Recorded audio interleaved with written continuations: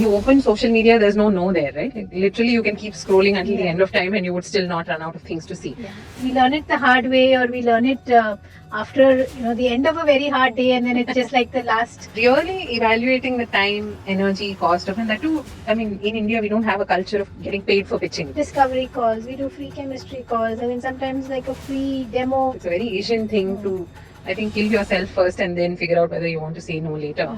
We as a culture have very little understanding of the value of time. Just slogging. So there's a lot of not saying no that happens, I think, outside of pure work. Categorical yes or no is very difficult to, say or even subscribe to.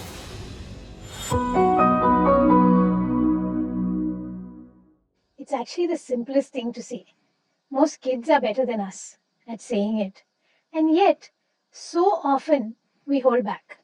We don't say what needs to be said. And why? Sometimes it's guilt. Sometimes it's a worry that it'll be taken the wrong way. Sometimes we just can't get the word out, right? What are we talking about here? The simple act of just saying no. Why is it so difficult at today's workplace and at home? Let's find out.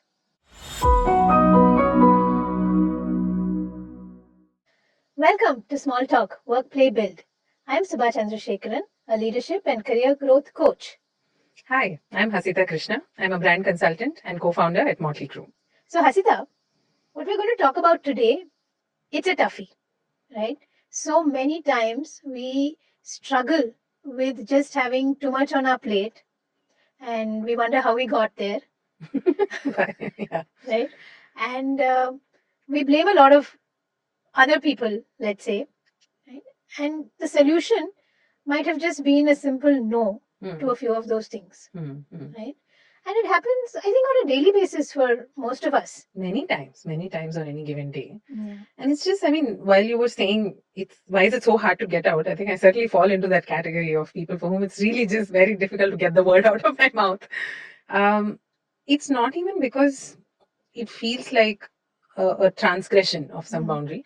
It's just that sometimes it feels like my no is a very expensive thing for another person. So let me just go out of my way and do the thing. Or rather, maybe there's some subconscious belief there that says, oh, but if I do it, I'll do it better, faster, simpler. So let me just do it and not, get other people involved. Yeah. No, true. I think many times it's like if someone has come and asked me or requested me, then I probably do it better. Like you said, faster or, I can make sure it's done. And so might as well say yes rather than try to teach the other person or delegate and then have to fix something that goes wrong and all of that, right? But I find that in kind of the complexity of the world we are in today, where it's not just people that are asking us of things. I find so much of just when you want to get something done, so much is pushed back at you. Like I want to, order food. Now I have to key in the address. I have to give you my location. I have to, like, it feels like I have to pick up the call. I have to tell you which floor, which flat. Yeah. Like the work keeps coming back to me. And so in that sense, while it's a trivial example, in that sense, the work has increased. You're always doing something. But also broadly, you're right, no? In the sense that this is a world of yes and. You open social media, there's no there, right? Like, literally, you can keep scrolling until the end of time and you would still not run out of things to see. It feels like, it's just one person requesting one thing on WhatsApp. In fact, just before we started recording, a friend did reach out saying, oh, do you know this person?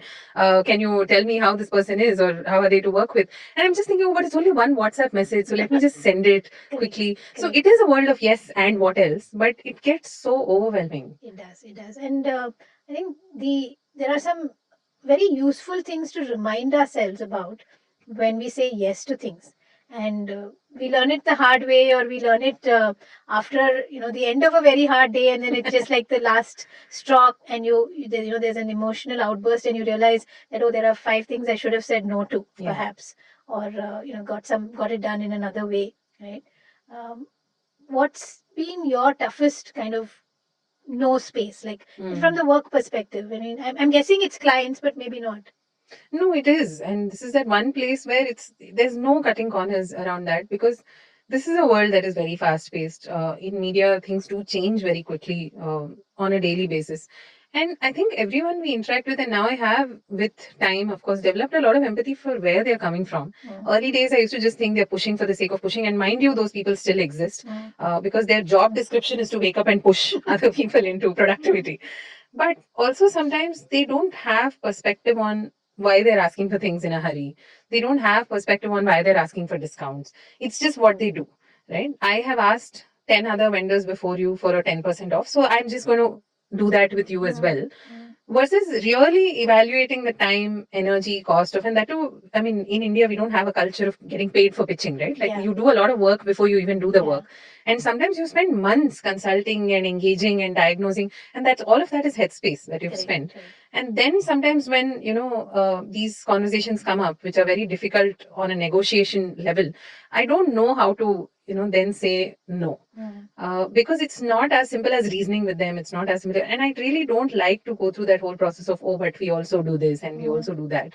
So yes, it does very much come from the client side. And I mean, on a more daily basis, I think what we see is a lot of brief documents. They come out with deadlines for tomorrow afternoon, when in fact the brief has only come this evening. And sometimes it's very, very difficult to keep on communicating to people that creativity cannot be manufactured on an assembly line. And whatever we do in a hurry, it will invariably end up again taking as much time to finish because the product is substandard to begin with. So I think, getting better at sensitizing people to some of these things. Does that qualify as a no? I don't know. Yeah, no, I think you're right. That is one area where we end up saying yes. I don't know if the opposite of that is no, but we end up saying yes, right? Even in coaching, we do discovery calls, we do free chemistry calls, and then sometimes like a free demo or first call. Like there's so many places where you could say no. Yeah. Right? This is a service and this is an engagement, and you'll have to take it up to kind of see how it goes, right?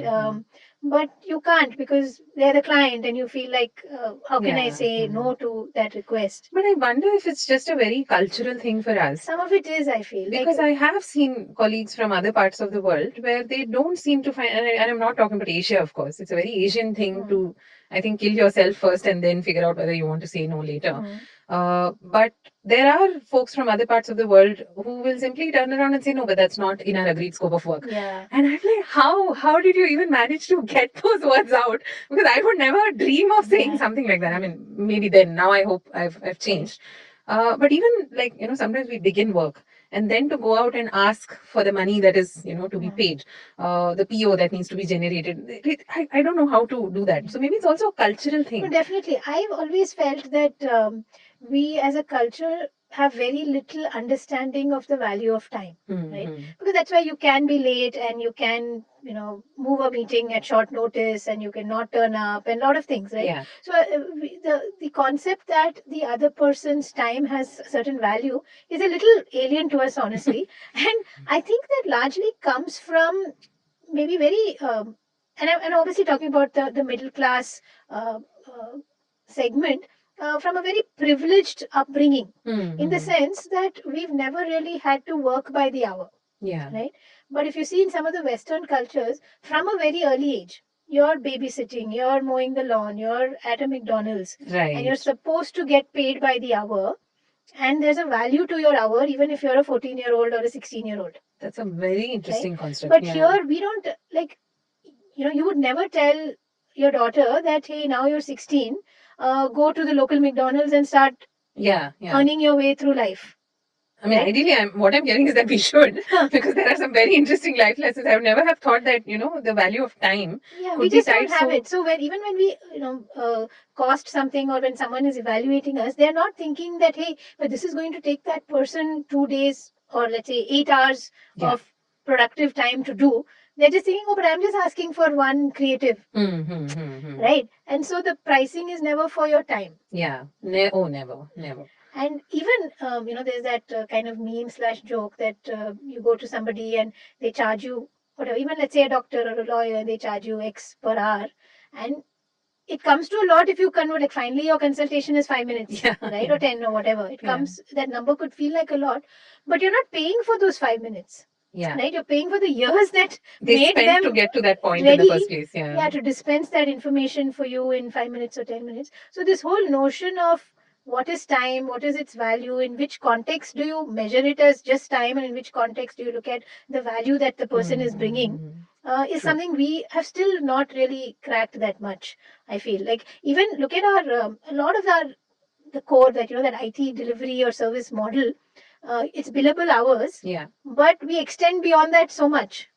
Way too much. And in fact, that's that one segment of that workforce, if I had to look at, who's really at the receiving end of the worst of all of these things. I think it's the service sector, and especially the technology service sector, Yeah. because there somehow all our boundaries, at least from a demand standpoint, seem to fall through the cracks, and we just feel like we are entitled to somebody's effort, time, energy, all of that. Yeah. And it's not really reciprocated. We Yeah, can't it's just make the assumed. same demand of another party in that transaction, or even your own company's your counterpart in another country. Yeah, You're not able to make for the sure. same demand, right? Now slowly I do hear it's getting a little better, but I still see so many relatives and people I work with and meet in the course of workshops and coaching who are like, yeah, I handle from Australia time zone to when US wakes up. I'll be like, why? Yeah, Like, yeah. why have you said yes to this? Because I don't think the Australian is waiting for somebody in London to wake up. They shut when they shut, right? Yeah, yeah. Like, True. why are we doing this to ourselves? Because our own time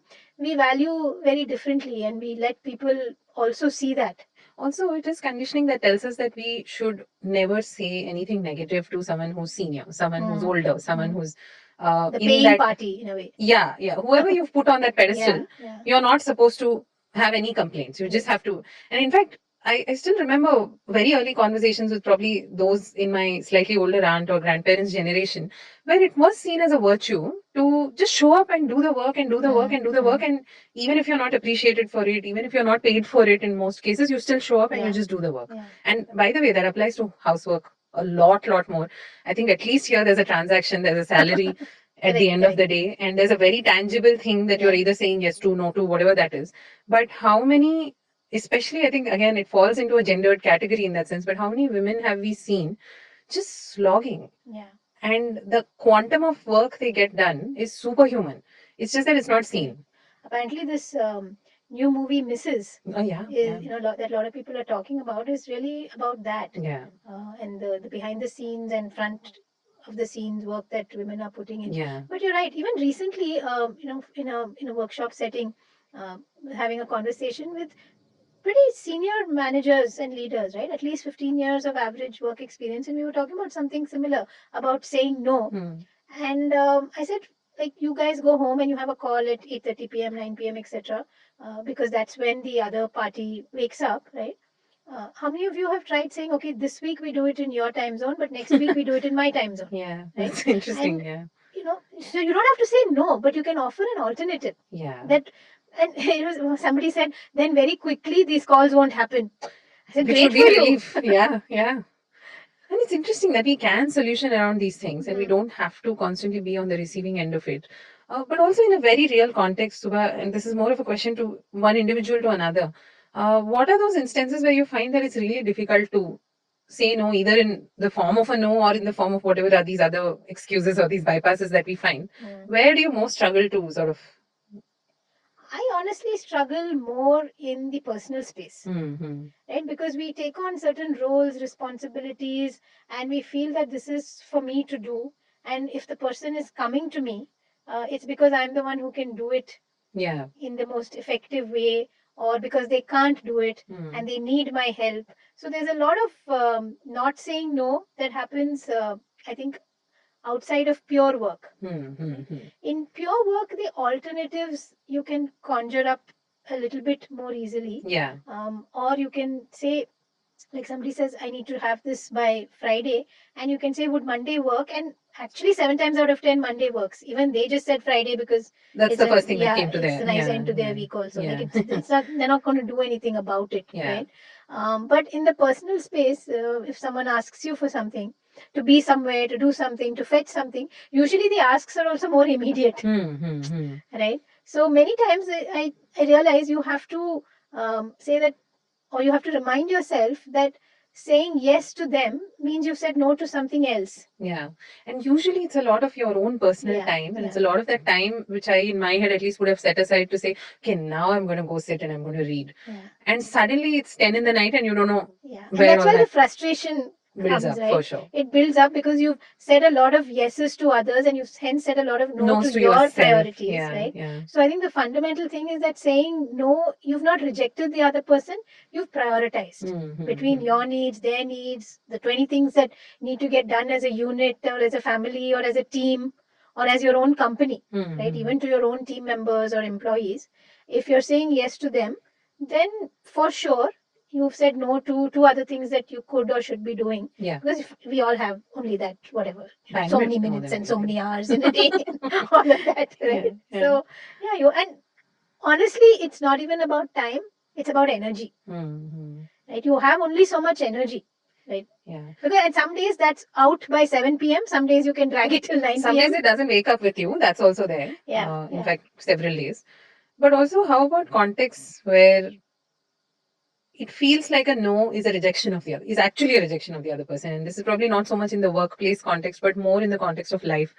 It's very hard saying no to our children. Yeah. And I'm not talking about the big demands. I'm not talking about buy me this, get me Yeah. that. We're just talking about the simple things because we do feel, Yeah. and I know we have discussed this many times offline, that sometimes we do feel that, weight of saying, okay, how do I make sure that all the work that I'm doing outside of home is not taking away from the work that I should actually be doing and prioritizing, or I would like to as a parent. Yeah, no, I think that guilt piece, right? Yeah, it's a tough one. Yeah. Because, I mean, even now when you framed it, you said the work that I should actually be doing. But like, who decided that? Yeah, but I decided, and somewhere in my order of priority, that was more important to me. But Yeah. because I had transactionally said yes to a lot of other stuff, Yeah. now I come home and I feel like, okay, this kid is asking for this one thing. Let me just, Yeah. accommodate that as well. Yeah. Or even, I mean, other instances where it may not be as direct as that, right? Like it may not be that moment, but we all now find ourselves also in that age and stage in life where there are, family members who need an extra amount of care from us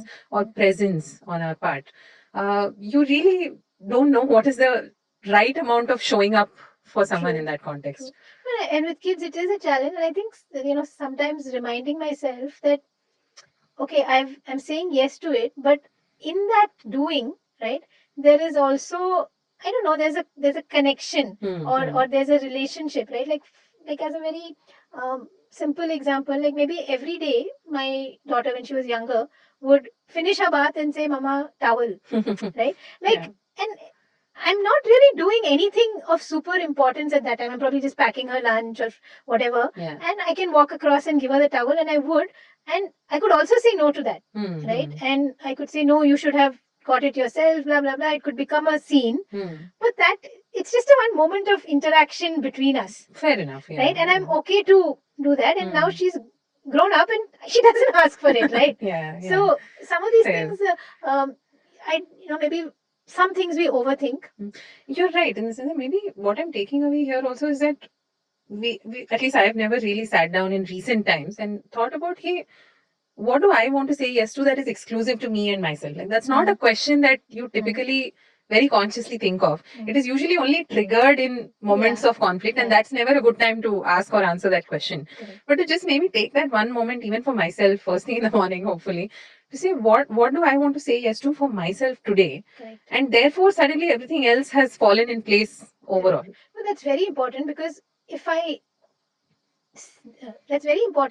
know what I want to say yes to, then the guilt or the pain of saying no is probably reduced, right? And I'm kind of generalizing, but I feel like, oh, I could say no, but then anyway, what else am I doing? Or so true, because in the moment when you're saying yes, it's your future self that is going to suffer. You have not thought of the problems you're inflicting on that version of yourself. Yeah, that's true.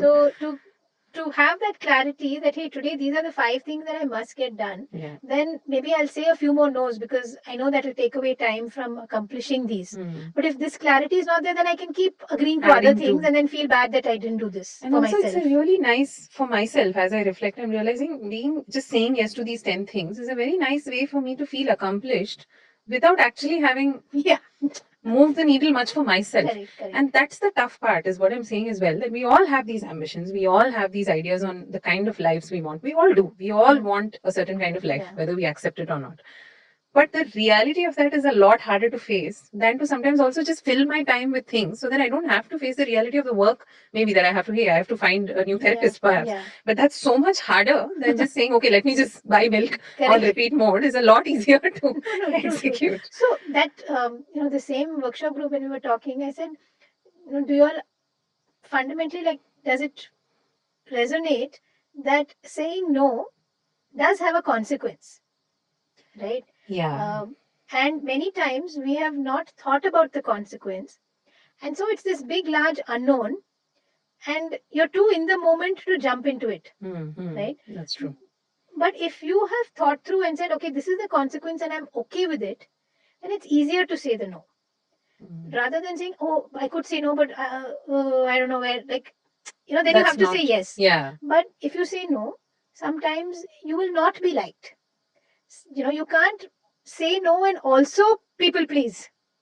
Which is a huge, why do I not say no? Because I have the good girl syndrome. So to just hear you say that is like, yeah, true. Maybe a large part of me not wanting to just utter those words is because I don't want to be seen as a difficult person. I don't want to cause problems for that ecosystem in which I've held that in such high regard. That I'm sort of kind of saying no to myself. Correct. And it's taking a toll. But if we can maybe like pre-acknowledge that saying no will have a consequence. So saying no to my boss, it's important because it's a family commitment that I can't kind of get away from. But that does mean that he or she will remember that I said no to something important. So I'm not the perfect employee number one anymore. It's not causing huge irreparable damage in the larger scheme of things. But be aware and be okay with that for that day, for that moment, that, hey, he is going to be a little miffed, or he is going to be disappointed, or she is going to say, oh, come on, why are you saying no to this? And, oh, I didn't expect this from you, right? So he or she is going to react to that no. Yeah. You can't expect that you will say no and still everything will be perfect. Yeah, fair enough. Right? Yeah. And so that, I think, occasionally when you say no and you went in thinking everything's going to be perfect and you rippled the waters significantly, it moves you further away from saying no the next time. That's true, because you have a bad memory of... Yeah. So think about the consequences upfront, or even in that moment, say, take a minute, let me just see what this means to what I have planned. Right? Like, buy yourself time in some way. Or so many times we've seen, right? Like, you just have to offer an alternative. Yeah. Or even maybe just say, let me get back to you on this. And not really respond or commit to anything in the moment is something I think definitely that we can practice. And or like, look at, my boss is trying to accomplish something, which is a certain mail being sent or a report being made. So offer the alternative. No, but can I get XYZ to do it? Right? No, but can I get somebody to make a draft? I know it won't be perfect. I'll review it after 2 days. Like, and I think something we use a lot less of in our culture again is data. But I'm already in 3 projects which are taking my 8 hours, and hence I can't add this, right? Or I already have 2 deadlines, or I am 3 people short this next 2 weeks, and hence I'm saying no. Because again, we place so much of that onus on the individual that you have to be at least carrying everything, and and then some more, and then some more, and just that's the virtue. So I think just that definition of what is good quality or a good Ram is a good boy. He does these 10 things. I think we've grown up on all of those moral science lessons, which are maybe they need a little bit of rethinking now. That's why we're enjoying the Chitra Banerjee Devkarni version, which says, hey, he wasn't perfect. Like, listen to Sita's view. I think there needs to be a t-shirt that says, hey, he wasn't perfect. Yeah. So I think definitely, I think saying no is a prioritization. It's not a rejection. It has consequences. So just become aware of it, right? And provide alternatives, provide, ways in which the end goal can be accomplished. Yeah. I think those are ways to kind of make it a little easier to say no. The ones which are very guilt-inducing, that's still, maybe it's got to do with what's that identity that it's hurting. Yeah. Also, sometimes is that a question of presence on some level, where I'm not able to give myself the time to be present to that circumstance to know when I want to say. This is especially, I think, true of personal or individual relationships which are very close to our hearts, where a categorical yes or no is very difficult to, say or even subscribe to. Do I want to say no to a dinner party invite from some of my closest family? Probably I don't, but I may just, end up having, and also like I have said yes to doing a few things with cousins during the evenings and all of that, where I think it's not so much that I want to be part of that class that I signed up for. It's just I want to be with my cousins. So just to kind of accept, that you'll be the worst performing student in that class because your priority was somewhere else. And therefore, and that's about it. That's the extent of how much you can spread yourself. And sometimes it's just that one decision on that one day. It's not a reflection of your entire life, past or future. Right? Just say the yes or no and move on. Don't tag it to your whole identity. Who you are, and because not everything is that deep. Thank God. In the interest of just reminding ourselves and being present to the complexities of our life today, right? It's not getting simpler somehow. With all the AI in the world also, somehow there is just more to be done. Right?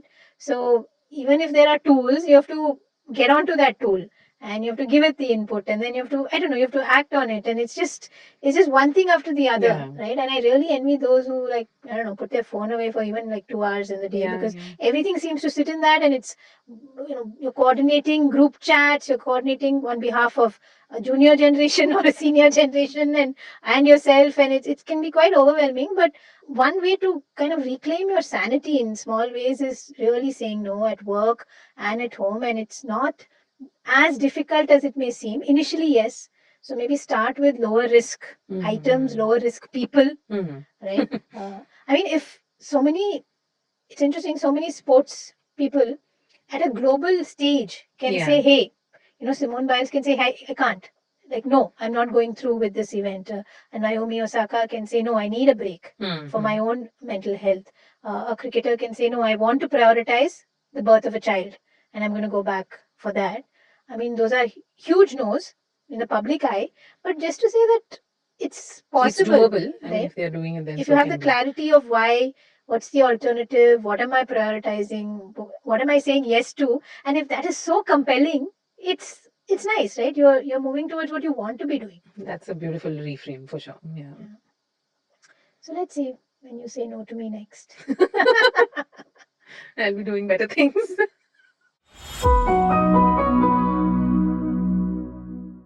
So now on to our segment, Read, Watch, Listen.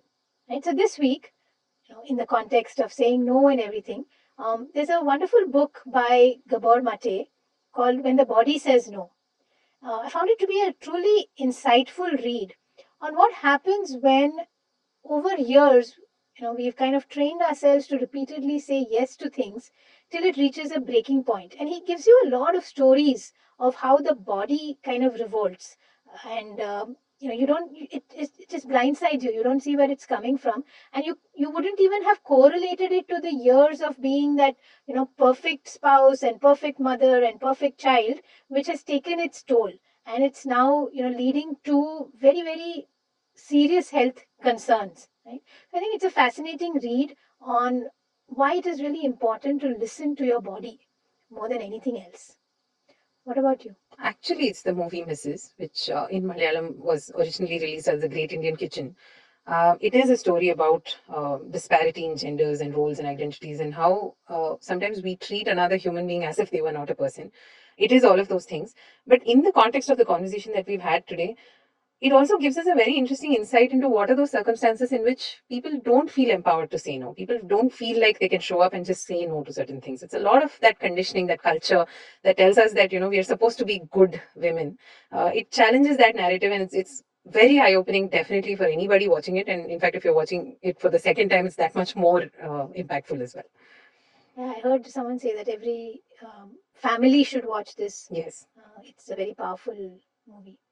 Great. So that's it this week. Thank you for watching, listening to Small Talk. We hope to see you again. In the meantime, please get busy, hit subscribe, hit like, hit love, forward, repost, do everything that will make us happy. Please say yes. Bye. Bye.